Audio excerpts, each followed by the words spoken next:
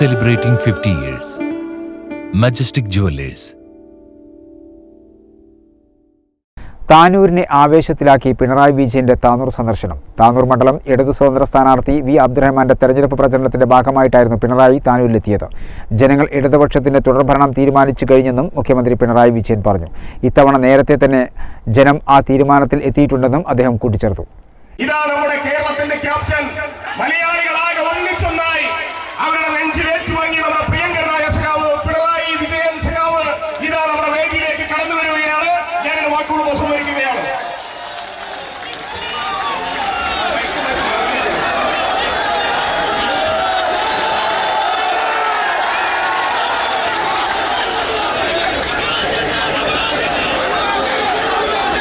കേരളത്തിൽ ജനം LDFന്റെ തുടർഭരണം തീരുമാനിച്ചുറപ്പിച്ചു വച്ചതായി മുഖ്യമന്ത്രി പിണറായി വിജയൻ പറഞ്ഞു.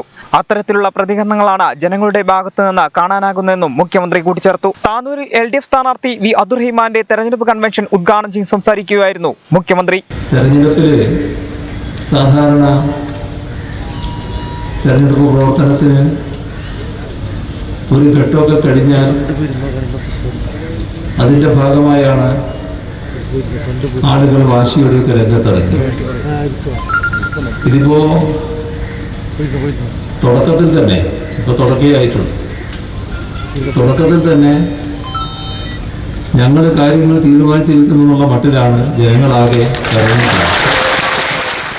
UDFന്റെ ഭരണകാലത്ത് സാധാരണക്കാർക്ക് യാതൊരു തരത്തിലുള്ള ഉപകാരമുള്ള പദ്ധതികളും ലഭിച്ചിരുന്നില്ല. അന്ന് ഒന്നും നടക്കില്ല എന്ന തോന്നലായിരുന്നു ജനങ്ങൾക്ക്. എന്നാൽ ഇന്ന് എല്ലാം നടക്കുമെന്നൊരു തോന്നൽ ഉണ്ടായിട്ടുണ്ട്. 2016 കേരളത്തിന്റെ സാഹചര്യം അത് അത്ര വേഗം മറന്നുപോകില്ല. കാരണം അത്രയധികം മനംമടുപ്പ്, വല്ലാത്ത മനോവേദന, ഒരു പ്രത്യേക തരത്തിലുള്ള അപമാനഭാരം, ഇതൊക്കെ മലയാളിക്ക് ഉണ്ടാക്കിയ ഒരു കാലഘട്ടമായിരുന്നു UDFന്റെ 2011 മുതൽ 16 വരെയുള്ള 5 വർഷക്കാലം. ഇതിൽ നിന്ന് മോചനം വേണം. ഏതെങ്കിലും തരത്തിൽ ഒരു മാറ്റം ഇവിടെ ഉണ്ടാവണം.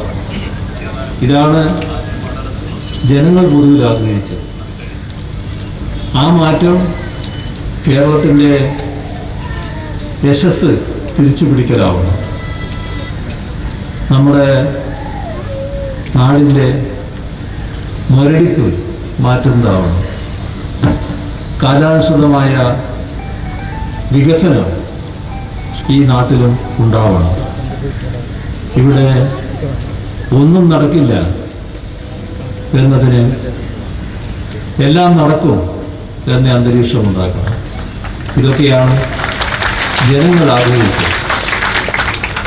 അപ്പോൾ കൃത്യമായ മാൻഡേറ്റോടെയാണ് LDFനെ ജനങ്ങൾ അധികാരത്തിലേക്ക്.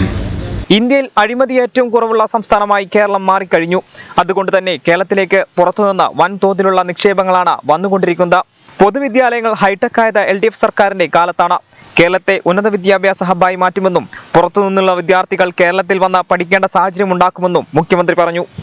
വലിയ തോതിലുള്ള അഴിമതി നാടാകെ പരന്ന കാലമായിരുന്നു 2016 UDFന്റെ അവസാന കാലം.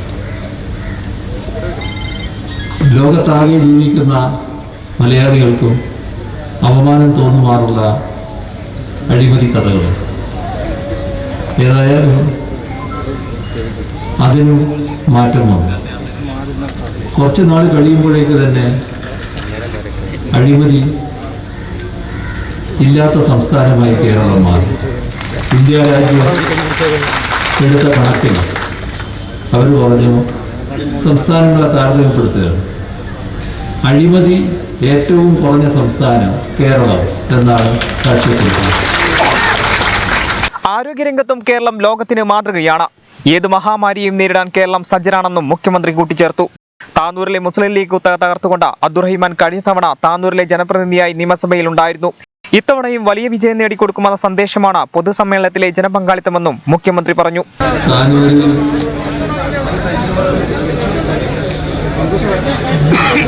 വി അബ്ദുറഹ്മാൻ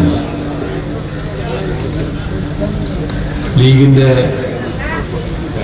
ശക്തീകരണമെന്ന നില തകർത്തുകൊണ്ട്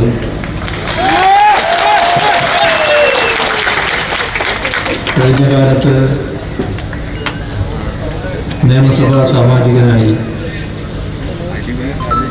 പ്രവർത്തിച്ചതാണ് നിങ്ങളുടെ പ്രതിനിധിയായിട്ട്. ആ അനുഭവത്തിൽ നിങ്ങൾ തുടക്കത്തിൽ തന്നെ കൂടുതൽ നല്ല വിജയം അബ്ദുറഹ്മാന് നേടിക്കൊടുക്കുമെന്ന സന്ദേശമാണ് ഈ മഹാറാലിയിലൂടെ നൽകിയിരിക്കുന്നത്. ഇവിടെ നമ്മുടെ ഈ മഹാസമ്മേളനത്തിൽ തിരൂരിൽ നിന്നുള്ള ഗഫൂർ ലില്ലീസുമുണ്ട്. തിരൂരങ്ങാടിയിലെ സ്വതന്ത്ര സ്ഥാനാർത്ഥി നിയാസ് പുളിക്കലവർക്കും വേദിയിലുണ്ട്. നിയാസ് പുളിക്കലവത്തിൻ്റെ ചിഹ്നം ഇതിന് ലഭിക്കാണ്ടിരിക്കുന്നതാണ്. താനൂരിൽ കഴിഞ്ഞ തവണ മത്സരിച്ച് ജയിച്ചയാളെന്ന പരിഗണനയിൽ അതേ ചിഹ്നം ലഭിക്കുമെന്നറിയില്ല. ഏതായാലും അതും കമ്മീഷൻ തീരുമാനത്തിന് വിധേയമായി നിൽക്കുന്ന കാര്യമാണ്. ഗഫൂർ റിലീസിൻ്റെ കാര്യത്തിൽ വേറെ പ്രശ്നമില്ല. അനിവാര്യത്തിൻ്റെ